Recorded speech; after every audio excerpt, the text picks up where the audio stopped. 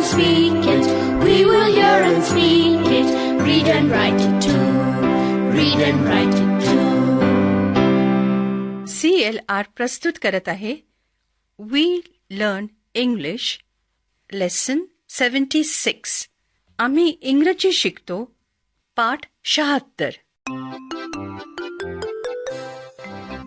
मित्रमैत्रिणींनो, या विशेष पाठांमध्ये आपण खूप सराव करूया आणि अर्थात खूप मज्जाही करूया.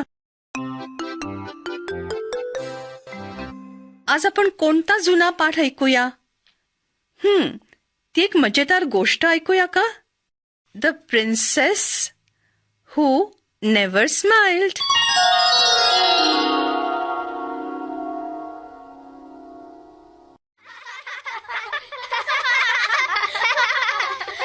काय चाललंय? अगं आई, हा गणेश बघ ना कसा माकडासारखा करतोय. काय रे गणेश, काय चाललंय? काकी, आज आम्ही इतकं छान नाटक बघितलं. हो आई, आम्ही इंग्रजी नाटक बघितलं. 10वीच्या मुलांनी केलेलं नाटक ना? काय नाव होतं ग नाटकाचं?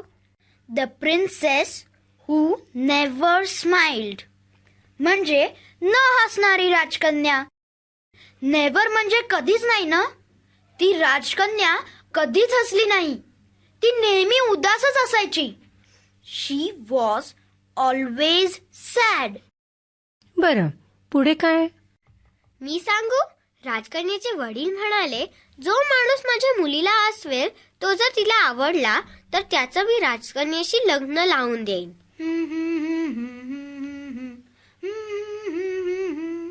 नाटक चालू असताना एक मुलगा नाटकाबद्दल गाणं गात होता.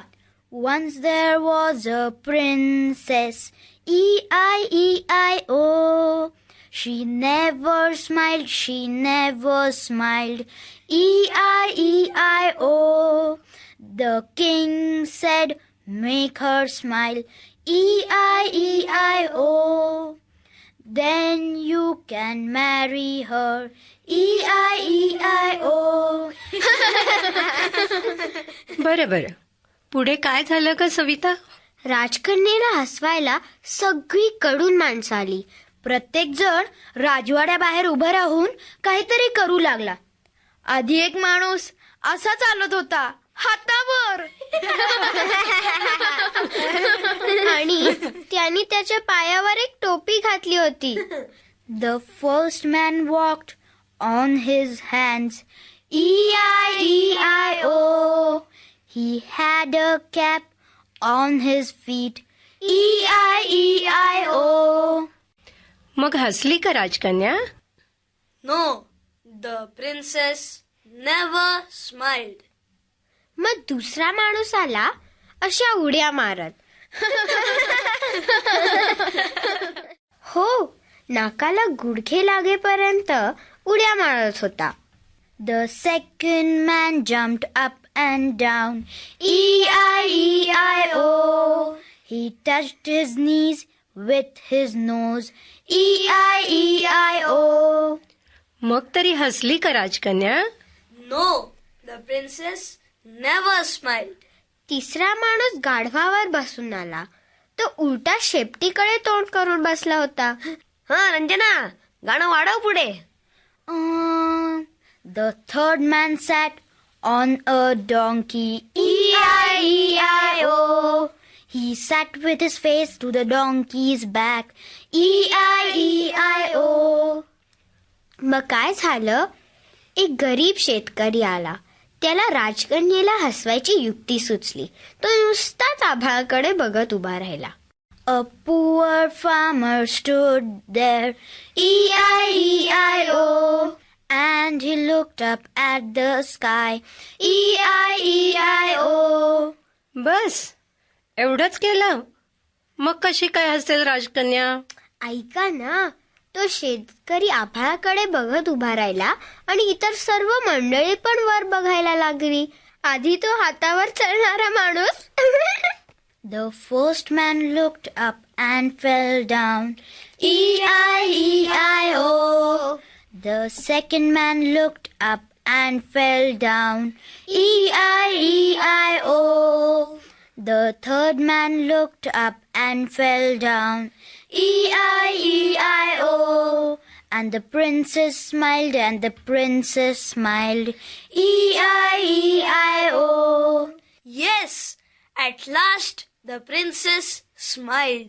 The king was very happy. He asked the princess, "Do you like this poor farmer?" राजकन्या म्हणाली, हा गरीब असून सुद्धा हुशार आहे. मी ह्याच्याशीच लग्न करीन. The princess said, I'll marry the farmer. E-I-E-I-O.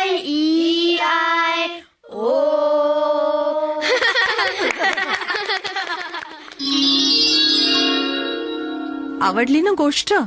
आता माया काही शब्द म्हणेल ते ऐका. हवं तर टीचर लिहून घेतील. ऐका हं. आधी माया क्रियापदाचं वर्तमान काळातलं रूप म्हणेल आणि मग एक टीचर त्याच क्रियापदाचं भूतकाळातलं रूप सांगतील. Sit किंवा sits. Sat. Sing किंवा sings. Sang. Stand किंवा stands. Stood. Eat किंवा eats. Ate. Drink किंवा drinks. Drank. Buy किंवा buys. Bought. Make किंवा makes. Made. Give किंवा gives. Gave.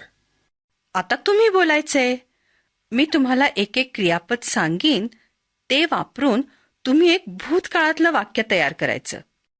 उदाहरणार्थ मी जे म्हणाले सिंग म्हणजे गाणे, मग तुम्ही असं वाक्य करू शकाल, my mother sang a song.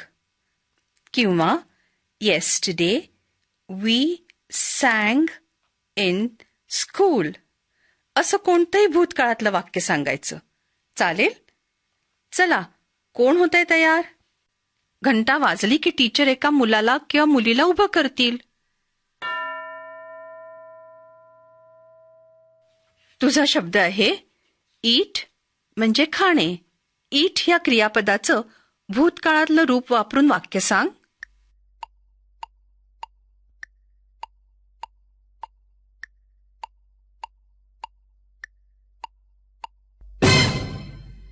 वाक्य बरोबर सांगितलं ना? ईटचा भूतकाळ आहे एट. माया वाक्य सांग बघू. I ate a mango. आता पुढचं मूल. मी दिलेला शब्द वापरून भूतकाळातलं वाक्य तयार करायचं. तयार? तुझा शब्द आहे ड्रिंक. ड्रिंक म्हणजे पिणे. ड्रिंक या क्रियापदाचं भूतकाळातलं रूप वापरून वाक्य सांग.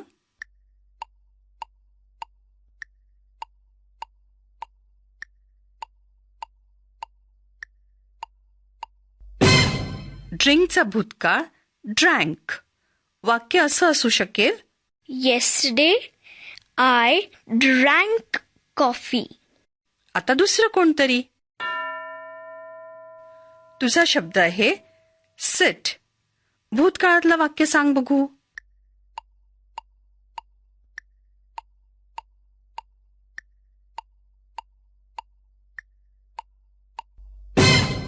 सिटचा भूतकाळ आहे सॅट. माया वाक्य सांग बघू. He sat on a chair. पुढचा शब्द भूतकाळात वापरून कोण वाक्य तयार करणार आता? तयार? तुझा शब्द आहे स्टँड. उभं राहणं. सांग भूतकाळातलं वाक्य.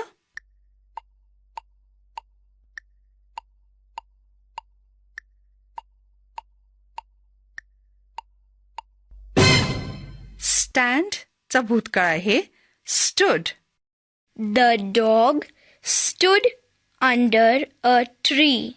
आता कोण सांगणार भूतकाळातलं वाक्य? तुझा शब्द आहे मेक म्हणजे बनवणे. मेक.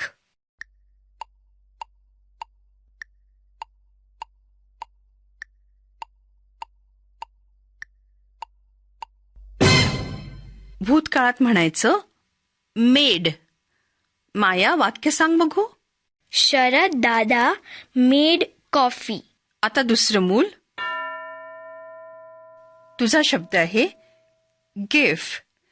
गिव्ह म्हणजे देणे.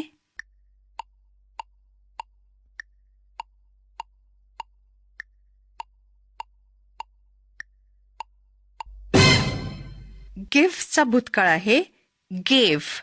हे वाक्य ऐक. आय गेव मोती सम मिल्क. आता शेवटचा शब्द कोण वापरेल वाक्यात? तुझा शब्द आहे बाय. विकत घेणे. बाय.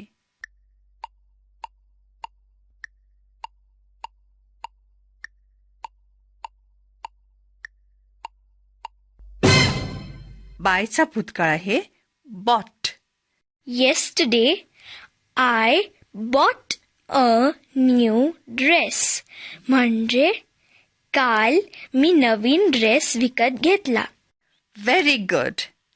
आता तुम्ही इंग्रजीत 2-2 वाक्य तयार करायची आहेत. कसं ते मी सांगेनच. कोण आहे तयार?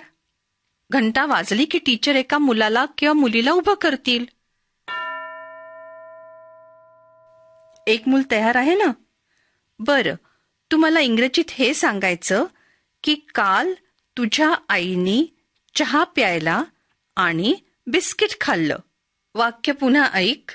काल तुझ्या आईनी चहा प्यायला आणि बिस्किट खाल्लं.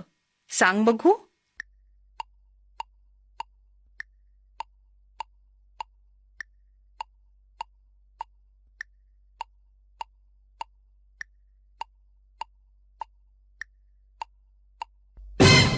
जमलं ना?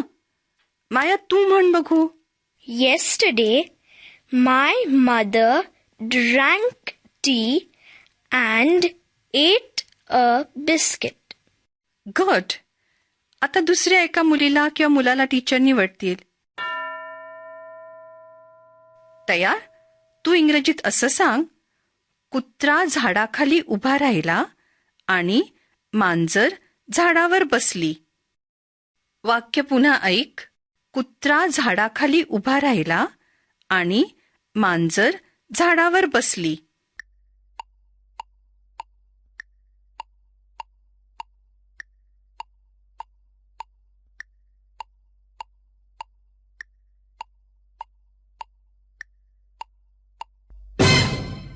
बरोबर वाक्य म्हणालास का?